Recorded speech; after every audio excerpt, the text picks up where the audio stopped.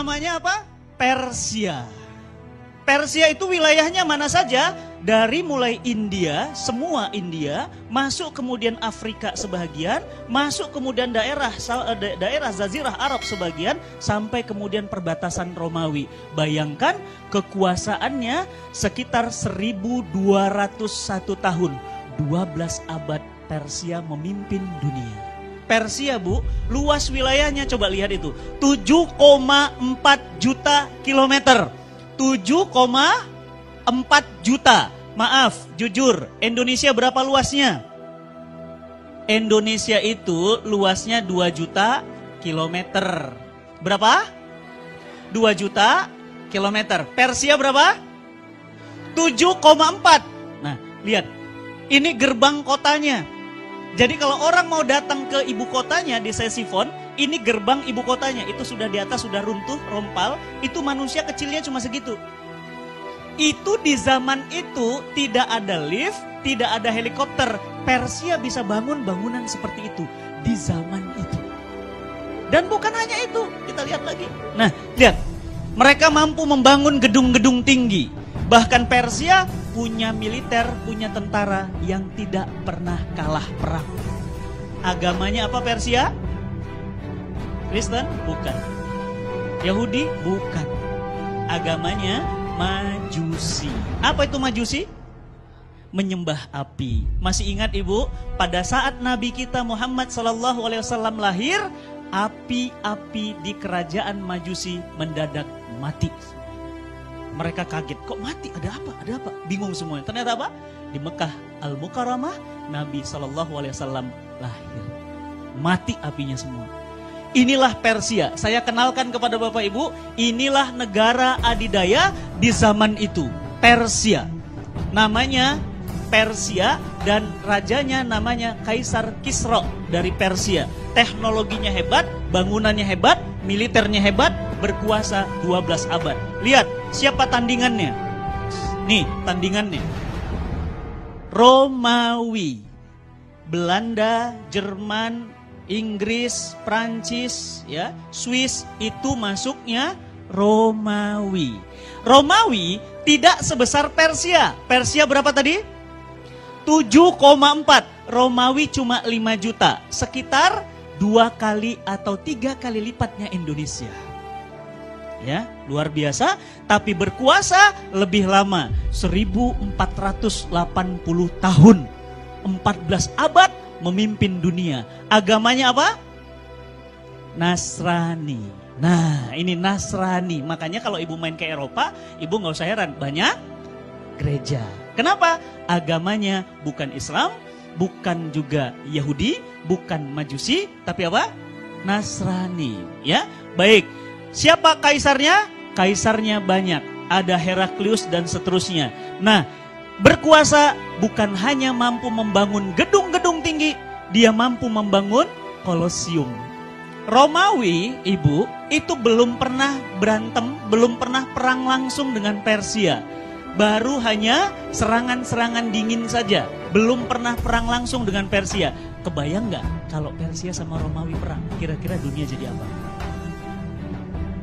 Coba Ibu bayangin, Amerika perang sama Rusia dibantu dengan Cina. Kira-kira jadi apa dunia?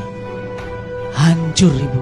Kenapa? Karena dua negara itu sama-sama punya kekuatan yang luar biasa. Romawi tadi agamanya apa? Nasrani. Baik. Bahkan Romawi punya gedung namanya Kolosium. Sampai hari ini Ibu main ke sana, bangunannya masih ada. Detail tidak ada yang hancur, kokoh, kuat. Bu, punten, di Quran ada Quran surat Ar-Rum. Tidak ada Quran surat Indonesia. Tidak ada Quran surat Persia. Tapi di Al-Quran ada Quran surah Ar-Rum. Apa artinya? Romawi. Bu, kira-kira Allah sembarangan ngomong gak naruh Ar-Rum di dalam Al-Quran? Enggak. Kenapa? Romawi itu hebat, luar biasa. Gak ada Quran surat Jepang, gak ada. Tapi ada Quran surat Ar-Rum. Maka mari coba kita lihat. Nah, pada saat Persia di sebelah kiri sana dan Romawi di sebelah sini itu kemudian berbatasan, itu batas garisnya. Kemudian mau perang, Nabi SAW hijrah dari Mekah ke Madinah.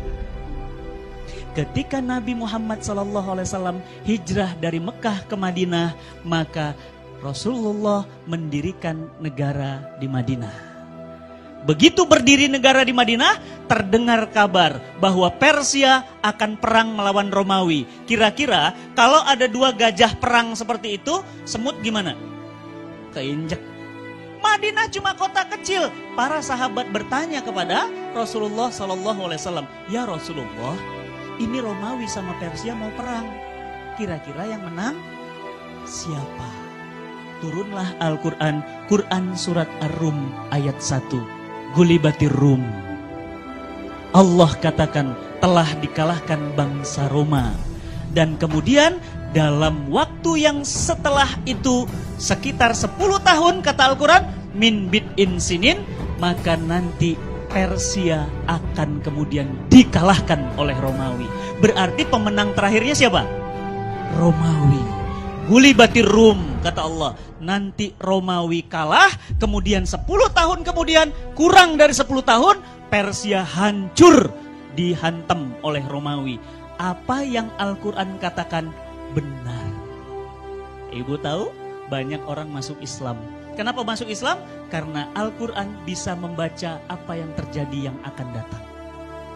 Berarti pertanyaan saya, kalau Quran katakan Romawi kemudian kalah, nanti Romawi menang, itu benar. Berarti surga itu benar. Lihat nanti Bu. Ibu bilang sekarang apa? Akhirat mah cuma cerita. Dunia ini nyata. Tapi nanti begitu kita sampai akhirat, Ibu bilang apa? Dunia tinggal cerita. Akhirat ini nyata. Nanti belum. Berarti neraka itu benar. Berarti hari kiamat itu benar.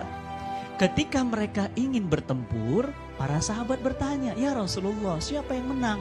Maka Rasulullah meminta Ali bin Abi Thalib menuliskan surat. Apa isi suratnya? Tulis surat kepada Kaisar Persia dan tulis surat kepada Kaisar Romawi. Apa isi suratnya? Aslim taslam ya Kisra. Masuk Islam engkau wahai Kisra. Kalau tidak, engkau akan menanggung dosa rakyatmu. Dikirim surat Bu, dikirim, digulung surat, langsung dikirim ke Kaisar Kisra. Waktu itu Kisra kalah perang, negaranya hancur, ekonominya bangkrut, kalah oleh Romawi. Coba bayangin Bapak Ibu, negara yang kalah perang, dikirim surat, suruh masuk Islam. Kira-kira apa reaksinya? Ngamuk atuh. Ngamuknya gimana? Surat Nabi SAW dirobek-robek. Ibu mau ngeliat suratnya? Ada di Istanbul. Kalau ibu nanti ada rezeki sama keluarga, ada waktu, mainlah ke Istanbul. Main ke Istana Topkapi, nanti di dalam itu ada surat Nabi yang dirobek-robek. Masih ada suratnya. Suratnya dirobek-robek, bukan cuma suratnya dirobek. Apa yang terjadi? Utusan Nabi SAW kepalanya dipenggal, putus. Kepalanya diambil, suratnya diambil, disuruh pulang ke Madinah. Begitu sampai ke Madinah, Nabi SAW membaca itu kemudian cuma tersenyum dan mengatakan, tunggu satu saat nanti, Persia akan Allah robek-robek. Dan ibu tahu, 10 tahun dari Nabi mengatakan itu, seluruh wilayah Persia masuk Islam. Keren gak? Keren ya? Berarti Islam keren gak? Keren dong. Berarti Madinah negara kecil mampu mengalahkan Persia. Takbir. Allahu Akbar. Luar biasa. Dan ibu tahu pimpinan pasukannya? Pimpinan pasukannya seorang anak muda, Sa'ad bin Abi Waqqas.